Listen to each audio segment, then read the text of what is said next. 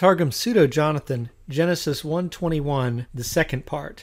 Let's use this video to look at this form.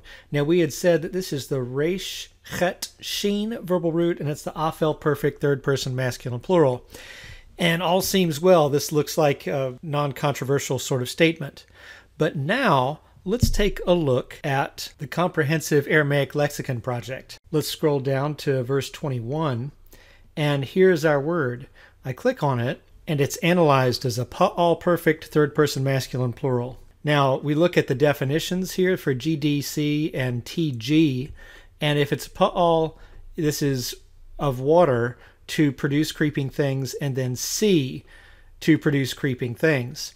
We do notice, as we look up here, that the claim is that Jewish literary Aramaic uses the G form in talking about water producing creeping things, whereas here, Jewish literary Aramaic and late Jewish literary Aramaic use the C.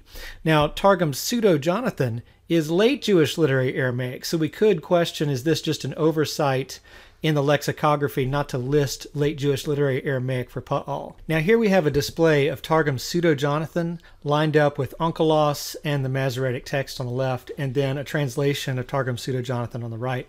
And we notice here, this is the word that we've been looking at, that analysis we had seen of pa'al. However, coming up to Onkelos, the analysis has afel. What's the difference?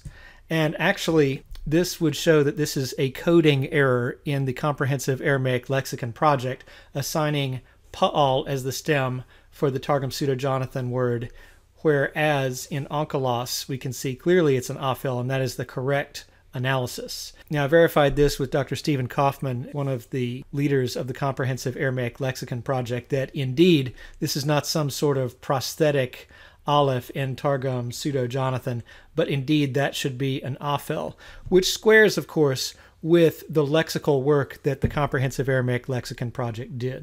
So let's return to Targum Pseudo-Jonathan, Genesis 1:21.